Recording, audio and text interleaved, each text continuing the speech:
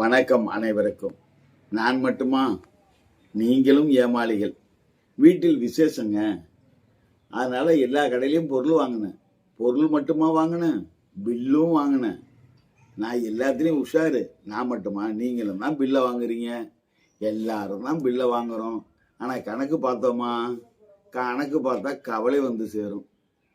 அது போனால் போகட்டும் போ. பொருளின் விலையாவது பார்ப்போம்.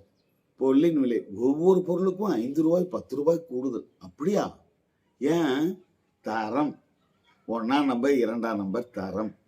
தரம் போனால் போகட்டும் போ. கூட்டுப்புள்ளி தொகையில் 5000 ரூபாய் கூட. எப்படி கூட வந்தது? தவறி போய்விட்டது. எண்ணி பள்ளி கணக்கு புள்ளிக்கு உதவாது என்பது போல மாறிவிட்டது. போனால் போகட்டும் போ. பார்சலில் வந்த பொருட்களை பார்க்கின்ற பொழுது காலாவதியான பொருளும் அளவு குறைந்த பாக்கெட்டும் பேக்கிங்கும் தடமாறி காணப்படுகிறது. தடம் மாறிவிட்டது. காரணம், விடுபட்டு விட்டது, மாறிவிட்டது. போனால் போகட்டும் போ.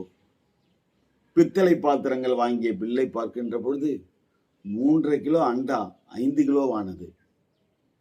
குண்டான் குத்து விளக்கானது.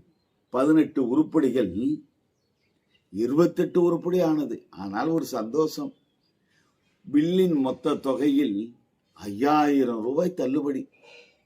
போனால் போகட்டும் போ. வாங்கி வந்த பில்லில் தெளிவற்ற புள்ளிகள், எழுத்துக்கள். போனால் போகட்டும் போ. கம்ப்யூட்டர் பில்லில் நம்பிக்கை, ஆனால் எண்ணிக்கையிலும் எண்களிலும் எண்ணங்கள். போனால் போகட்டும் போ. யார் ஏமாளி? நீங்களா?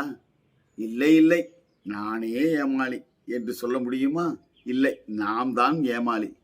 காரணம் என்ன? சூழல், வறுமை, இயலாமை, சுய கௌரவம், நட்பு, உறவு இவற்றின் காரணமாக நம்மை நாமே ஏமாற்றிக் கொள்கிறோம் அல்லவா? இது அறியாமைதானே. வியாபாரத்தில் நேர்மை கூட தந்திரமாக மாறுகிறது. எனவே அப்ப சொல்லுங்க, நீங்களும் ஏமாளிகள் தானே. நன்றி, வணக்கம்.